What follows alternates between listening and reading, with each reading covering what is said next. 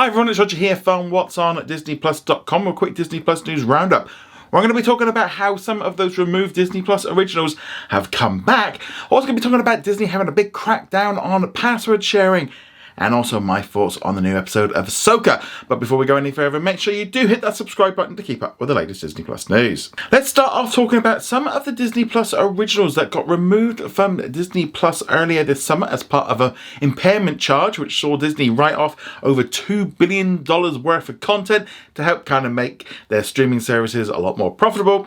And they removed over 100 plus shows and films from the services around the world, and yeah, it basically sucked. But the good news is some of those films have now been re-released on digital platforms to purchase. Now at the minute it just looks like it's just in the US and it's only a select few films. So it's basically the Walt Disney Studios films. Things like Better Nate Than Ever, you've also got Timmy Failure, you've got Flora and Ulysses, and even Rosalind, Cheaper by the Dozen, and also Crater. So it's primarily I would say the better of the films, you know, the ones that were pretty good. The One and Only Ivan is another film that was in there. Not everything has been brought back, I'll be honest. There was one film I was looking forward to seeing again, which was The Princess. Hopefully that one gets added back at some point. Again, so not everything has been brought back. So there's a very, very limited number of films. I'm really glad that they have at least brought back these films available to purchase or rent. No word yet if they're going to be doing this with other shows like Big Shot or Willow or anything like that. I'll be honest, I think it's probably just the films that they feel like there was at least some value in there. I think, you know, it wouldn't be at all surprised if some of those films end up getting put onto other platforms at some point. Under no circumstances do I expect them to come back to Disney Plus for any time soon. As part of being an impairment charge, they basically can't come back to Disney Plus because that would just, yeah, it just kind of defeats the whole point of the process. But they can put it onto other platforms and kind of, you know, make some money off that, and that kind of comes off. God, it's a very complicated system. So I know some people are like, well, they shouldn't have removed them. They should put them back on Disney Plus. And it's like, we really have kind of two choices. We either accept the fact that they are back to buy and rent, or we don't get them at all. Personally, I prefer them being back, at least to be able to, for some people to be able to watch them. There are other ones I would have liked to have seen them all come back, but at least with those films, they're not completely just thrown into the recycling bin, never to be seen ever again. At least some of them are now available. Kind of good news, kind of bad news, but it's kind of follows what we saw from Warner Brothers Discovery. They removed stuff, but they did also put some of them up to purchase. I think that's the better way of doing it, rather than a complete removal. At least put them up to buy on other platforms and stuff. But yeah, so good news if you want to watch the film, say like Crater, and you never got around to watching it because they removed it after like 4 weeks. Didn't like why? You can at least watch it, you can rent it and stuff like that. But yeah, whether or not we see physical releases, very much doubt it. I think this is just kind of sort of scratching the surface. But I think this is good news. I think this is a better way of doing it, and they probably should have done this way before. They should actually put them out on digital platforms before they removed them. That would have probably been a better way of doing it. But nevertheless, let me know what you think of this in the comments below. Let's now talk about password sharing. Earlier this year, Disney said that it was going to be cracking down on password sharing, and that it would be sort of sending out a new user agreement later this year. And it has started to do so. Disney Plus subscribers in Canada have been starting to get emails all ahead of the launch of the new ad-supported tier, which is launching in Canada on the 1st of November. Alongside that, there's also going to be kind of a shift around in terms of its non-ad supported tiers. So we're going to be getting standard, which is basically like we've got now, but with less concurrent streams. So you can only have 2 people watching at any one time. You're also not going to have 4K, and some of the sound is not as good. And then you have Premium, which is basically what we have now, where you can watch 4 screens at once. You can watch in 4K, you've got Dolby Atmos and stuff like that. So generally, the Premium is what we all have now. So this new system is coming in on the 1st of November. So they're sending out this user agreement that you've kind of got to agree to. And in there is some wording about the idea of password sharing and how they're kind of basically going to deal with the clampdown. The terms and conditions state that unless otherwise permitted by your service tier, you may not share your subscription outside of your household. And a household means that the collection of devices associated with your primary personal residence that are used by individuals who reside there within. Additional usage rules may apply for certain service tiers. We may, in your sole discretion, analyse the use of your account to determine compliance with this agreement. If we determine that you have violated the agreement, we may limit or terminate access to the service or take any other steps as permitted in this agreement. It also states that you will be responsible for any use of your account by your household, including compliance with this section. Now, I think there are two ways in which they kind of do these restrictions. The first off is the concurrent streams. This has actually been in place since Disney Plus originally launched back in 2019, where we were only allowed to have 4 at once. However, they never really have been enforcing it, but that's probably going to be changing, and we're going to start seeing those messages. With this whole thing of like primary residence, it's very vague. It's very bit iffy. I think there's some people that could look at this in different ways, like traveling. You know, if you're traveling and you're in a hotel or something like that, you know, I would say that that would be perfectly legitimate because you have not changed your primary residence. That is where you live. You are on the same devices that you would normally use, and therefore that to me would be, I would seem that would be correct. And I don't see a problem with that, and I don't think Disney would have a problem with that. They're not going to, they have to have a fine line between being too strict, that's going to annoy customers, and also protecting profits. You know, there's a line that they have to do. So that's, I don't think like traveling is going to be a major issue. We're probably going to start seeing like prompts for passwords and like codes and stuff. I think they've been doing a little bits of testing with that. I know my mum had that message, so we've had to deal with that and kind of get a new subscription for her. And I'm going to have a conversation with my in-laws at some point, saying that I'm going to be honest, we do it. But it's like one of those things, isn't it? You know, how many of us realistically do it? And you know, the streaming services have been basically just turning a blind eye to this for years. Netflix used to even kind of promote it. Obviously, they did a big crackdown earlier this year, and they got about 6 million subscribers. You know, you get a lot of initial feedback of like people being negative about, I'm going to unsubscribe, I'm not going to do this. Most of them probably don't, and also there's that other line of things. If you've got 5 households using Disney Plus and you're only using one account, and you know, yeah, essentially at that point, yeah, it's gone beyond a point. I would say that, you know, that would be reasonable use. There are other issues which I definitely see that are problems. You know, like if you have a student and they've gone off to university and they're only there maybe like a few months of the year or something like that, how does that count in? How are they going to work that out? I mean, I would say again, you know, if they are, for example, still their primary residence is at home and they're registered to vote at home and that device is at home for half the year, I would probably say that would be fine. But obviously, you know, if your mum lives in a different house and your brother lives in a different house, there's going to be some points where there is going to be some issues. It's going to be a bit bumpy. It's not going to be the way we're used to doing it. It's kind of a weird thing, you know. I've heard other people saying, you're like, well, my kids have access to it. Yeah, and we are going to get to a point where Disney Plus is going to have to do a crackdown. It has got a little bit too spread out. I think there are other ways of looking at this as well. I think with Disney making deals with like cable providers and mobile providers, more households are going to end up with access to Disney Plus anyway through these systems. And I think, you know, with the introduction of the ad tier, that's much cheaper. That's an alternative. But Netflix has done it. It is a little bit of an issue. I mean, I will say, you know, with some of my family members with Netflix, where, you know, they got cut off from Netflix and they haven't bothered subscribing, and I don't know if they would do. But then ultimately, from Netflix's point of view, I could see why, well, that's a user that's just basically not helping us at all. And yeah, it's a very, very tricky situation, and they have got to balance it. And it's not good on either side. I think, you know, password sharing has got a little bit too lenient, and therefore I can see why the streaming services are trying to cut down on it. But also there's a practicality for a lot of us that, you know, we don't all just live in one household. You know, like for me, yeah, I could have the basic account and, you know, we only really watch it on one device, but I do use my phone for using bits and pieces and checking stuff out. But we generally only watch on one device. But, you know, we travel, we go on holiday, you know, we do stuff, we do leave the house with our phones. And I think, you know, if you've got your phone, that is a device that's got an ID which is going to be registered, it's going to be used, so they'll know. It's when you start having maybe 2 IPs constantly streaming in 2 different locations, they're going to be able to see this. That's where they're probably going to do a crackdown. We don't know how they're going to do it, how strict they're going to be, how they're going to do it. I think they've got to be a fine line of doing it. yeah, it's going to be tricky. It's going to be tricky for them to do. They're going to have to balance this well.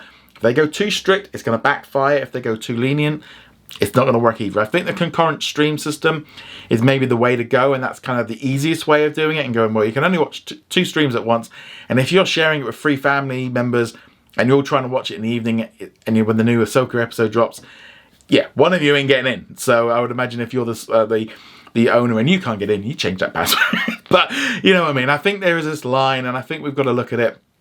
I'll be honest, you know, we're in that zone. You know, this is something that, you know, we're going to have to deal with some of my family members, and not just with, you know, we've not just had it with Disney Plus, other streaming services as well. We've already gone through this once with Netflix earlier this year, and we'll have to make a little bit of changes. Yeah, it's gonna be tricky, and I know a lot of us are gonna have to deal with this. Obviously, initial reactions is no, it's gonna cost me more money. And yeah, that's really ultimately what the companies want from you. They want more money. They're going to, you know, maybe look at, you know, if you've got a family member that doesn't maybe use it very often, maybe you could look at putting them on the ad-supported tier when that one launches. Especially with older families, I know that, I think that's, for me, sort of something I've been noticing, like with my friends and stuff, is usually it's more your parents using it, but also parents are in the kids. There's so many different ways that this could work out. But yeah, so changes are coming. We've got it also coming to Europe as well with a new ad-supported tier. But I think this concurrent stream system is the way to go forward. I don't think in the US they're quite going to do that same system that we're going to have, because obviously they've got to bring in the big green monster first to kind of sort all it out. But yeah, so password sharing, just be aware that things are going to start changing. You know, they're going to start getting a little bit more stricter on it. You know, whether or not that's more notes asking you to sign in, more like check your, you know, emails where you get the validation code that comes through, things like that. I think we're going to start seeing this kicking in a bit more. But let us know what you think of all this in the comments below. Quick note on the writers' strike. The deal got made this past weekend, and now they have met and they have basically decided to end the strike. So writers can now go back to work, which is fantastic. The members of the union are going to have to vote on the deal, but it's expected that that will go through without a problem. So now essentially it means now writers' rooms can start up and they can start making adjustments to scripts and basically get moving again. You know, we've not really had any movement on writing since before May. Obviously they have to sort out with the actors as well to get that strike resolved. I suspect that'll be done quite quickly as well. There's a lot of framework that came from the writers' strike with the new agreement. There's lots of stuff in there where they're getting paid for residuals. Their data has to be given to the union to help pay stuff out. There's more protection, so I think overall a lot of that's probably going to get moved over to SAG, which I think is probably a good thing for everyone, and they're all getting paid more. Yeah, in general, but this is the side effect of this, and there's no point in sugarcoating it.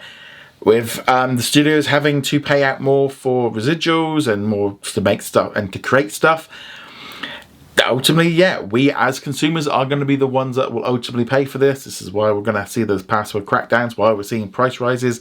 Ultimately, if the prices of stuff goes up to make, it's going to pass on to us, and that's how every business works. That's just, you know, if the price of milk goes up, it's going to go up at the supermarket. That's just kind of how business works. So just be aware of that one. But yeah, the strikes for the writers are now done, which is great. Now they just need to get these actors going and then just get everyone back to work. But let us know what you think of all this in the comments below. Moving on from there, let's now talk about what's new on Disney Plus today. So the big new release really was a brand new episode of Ahsoka. So I'm going to get into that one in a minute.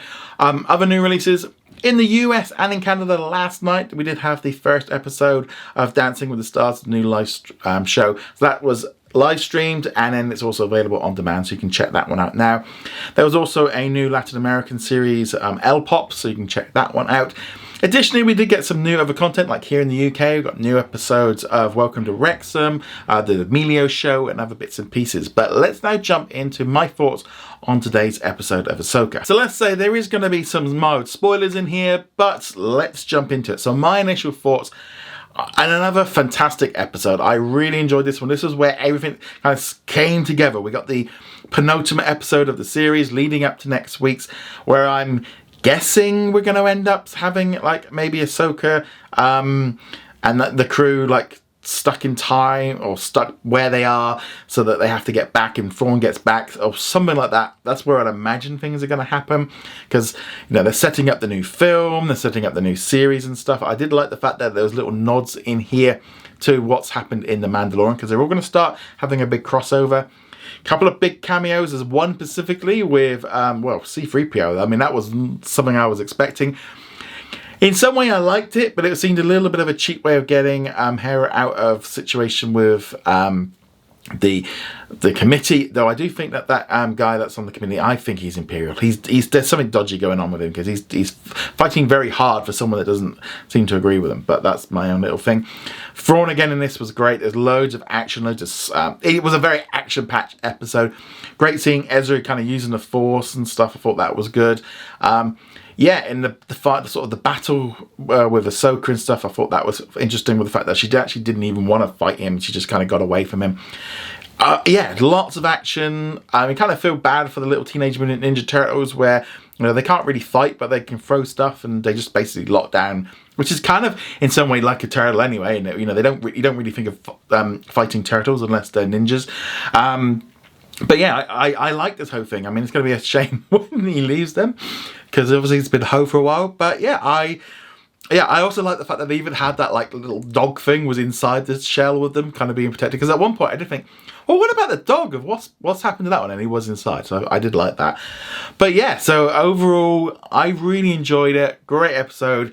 Again, Thrawn just kind of thinking ahead of them and kind of getting everything prepared, basically to leave them behind, so he doesn't really care either way.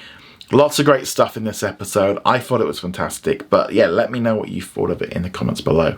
In our comment of the day, which comes from Chris, who says, do you think we'll get those releases of discs in Europe? This is in reference to like Loki and The Mandalorian as well here in the UK, just because I've not seen them on Amazon yet. I hope we get the WandaVision Mando ones. Would be cool to even just get a regular Blu-ray, would be nice, as not everyone needs 4K. So obviously this is in reference to like the release of Loki.